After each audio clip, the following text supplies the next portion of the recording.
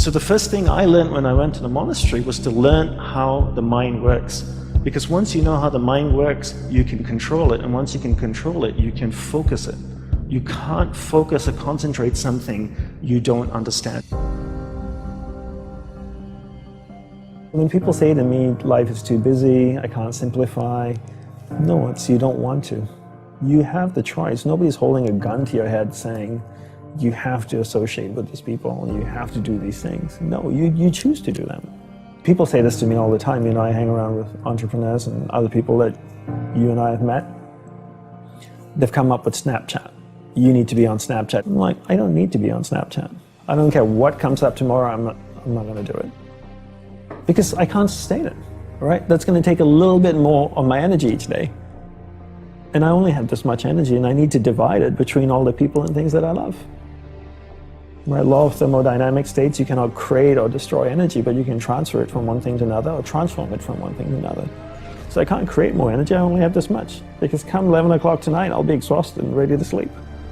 So I got this much, 100%. I need to know where I'm dividing. I always tell entrepreneurs to look at energy the same way they look at money. It's a finite resource that needs to be wisely managed, wisely reallocated, and wisely invested. The average person sleeps, what, 7 to 8 hours, to say, roughly. So we're awake for about 16 hours of the day. Let's just say on average we're practicing it 13 hours a day, 7 days a week distraction. And then you wonder why you're so good at it. That's the law of practice. The law of practice is that we become good at whatever it is we practice. Whether it's positive or negative, it doesn't matter. If you practice something over and over and over again, you become really good at it. And that's why people are so good at distraction, because it's what they practice. And then people say things like, technology are great distractors, right? Smartphones. Oh, I have this thing so distracting, my smartphone. The internet. Are they distractors? I'd like to say no first, and then yes. But mostly no. Technology in itself is not a bad thing. It's actually a beautiful thing, as long as we're in charge of it. But if every time your iPhone beeps or makes a sound and you turn to it and you go, yes, master, how can I serve you today? Then you live in that world of distraction. It's training you to be distracted. But if you actually use technology, then technology is not a bad thing. So how do we become good at concentrating? We start by understanding the mind, right? All of us have a mind. It's the most powerful tool in the world. It built a smartphone, it's put machines that drive itself on Mars. So the first thing I learned when I went to the monastery was to learn how the mind works. Because once you know how the mind works, you can control it. And once you can control it, you can focus it. You can't focus or concentrate something you don't understand.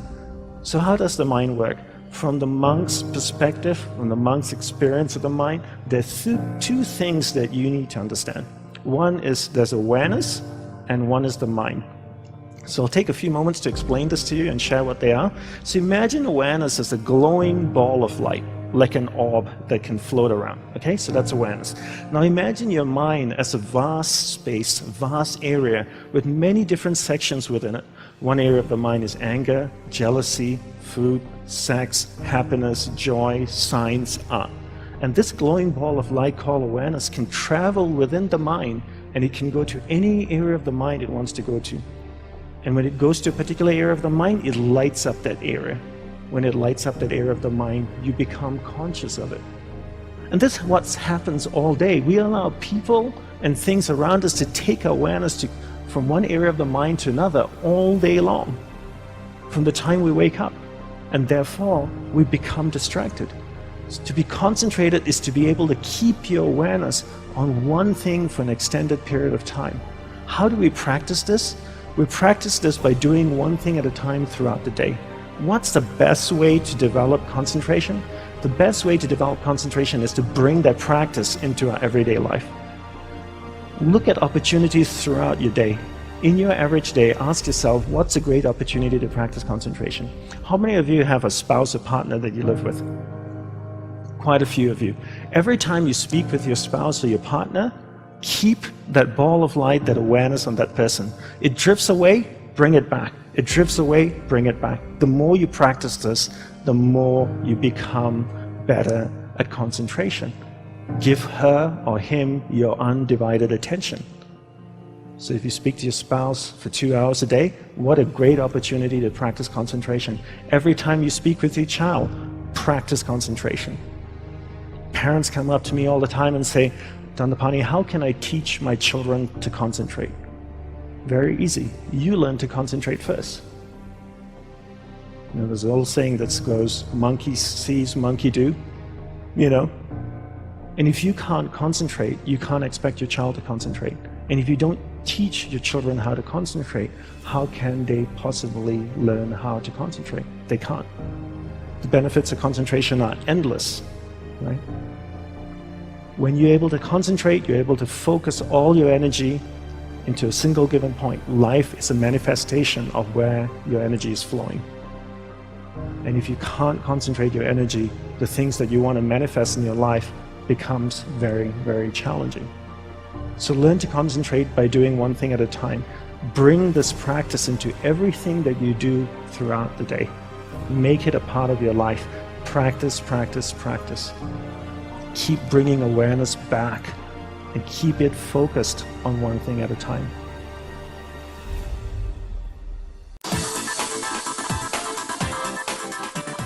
This mind is difficult to control.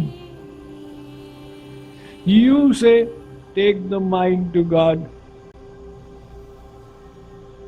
What should I do? It seems it's more difficult to control than the wind. This is Arjun speaking. Arjun's mind was actually so controlled and focused that in the ashram of Dronacharya, Guruji once took a test. He lined up the 100 Kauravas and the 5 Pandavas and he said, there on the tree is a bird. Take aim on its eye. Now they all lifted their arrows, placed them on the bows and took aim. Arjun, what are you seeing? Arjun says, I. That was his razor-sharp focus. That Arjun is feeling nervous in the Bhagavad Gita. And he's saying, Sri Krishna, this mind seems more difficult to control than the wind. So, at least we can understand that mind is not just a matchbox, you'll burn it and throw it away. It will require effort. It will not happen automatically. In response to Arjun's question, Sri Krishna answers.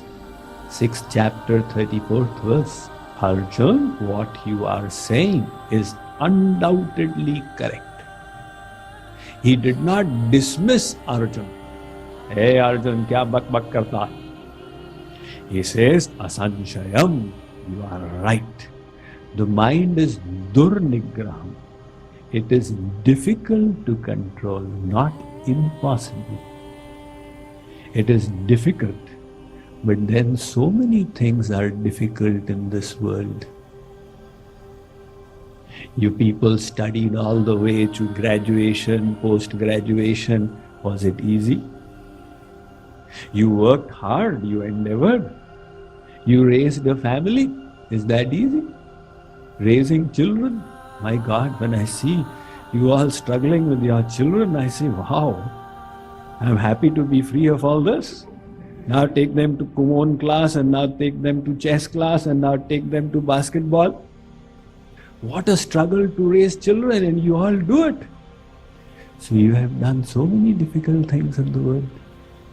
The amount of effort and endeavor you put in the material side, for material gain, if you could put that much in the spiritual side, we would forever be free of the cycle of life and death.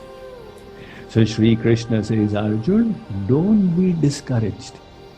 With practice and with detachment, you will gain success. What is that? Detachment means you will take the mind off from the negative side. No, don't think like this. Don't be attached to worldly things. This is detachment. And then practice. Stick to the lotus feet of God and Guru. This is abhyas. But don't expect the mind to remain there.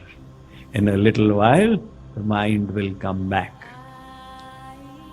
Now don't get discouraged. Take it again away. Lift it again up. Again it will come back. When this happens, the sadhak says, what is this? I tried so hard to correct my mind and again it got spoiled.